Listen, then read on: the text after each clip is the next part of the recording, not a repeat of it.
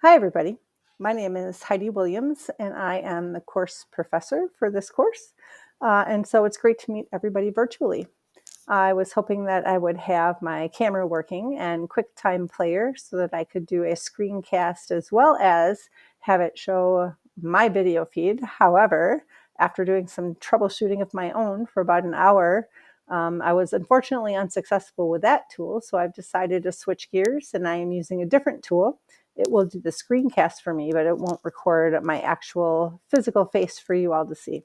So modeling good CS pedagogy for you and shifted gears with a different tool. So I want to touch base a little bit on the educator standards for computer science. You spend a lot of time looking at the CS standards for students, and you spent some time reflecting on standard 1, which is the focus for this course. But I also wanted to make the connections for standards 2 through 5, because while they're not a focus, we will be touching on a lot of the aspects within these. So for example, standard 3, that's on the screen, you will notice that 3A is pursue targeted professional development. And guess what? You're here taking a course. So that would definitely be evidence of 3A. We're also going to look at 3C, examine and counteract personal bias. When we look at standard 2 is about equity and inclusion. And we can't talk about equity and inclusion without looking and analyzing our own bias. So we're going to start with equity and inclusion right out of the gate. You're going to be watching some videos next week on the content of hardware and software. And as you do that, I'm going to ask you to examine those videos and look for evidence of equity or evidence of inequity within those.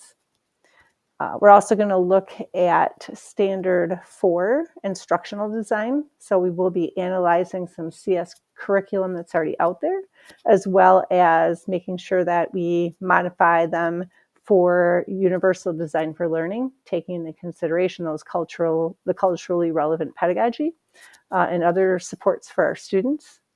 And we're going to look at what it would be like to plan projects and have voice and choice and talk about voice and choice as well as inquiry.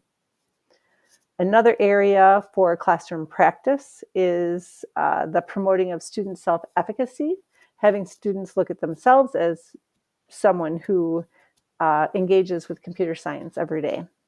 And lastly, really a big focus on that inquiry to facilitate student learning. A lot of our CS units revolve around an inquiry-based type of learning model. So that's just a little bit of background on those standards. Again, not a focus, but I wanted to make sure that I made the connections for you that yes, while we're going through the course, we really are embedding standards 2 through 5, as well as that focus on 1.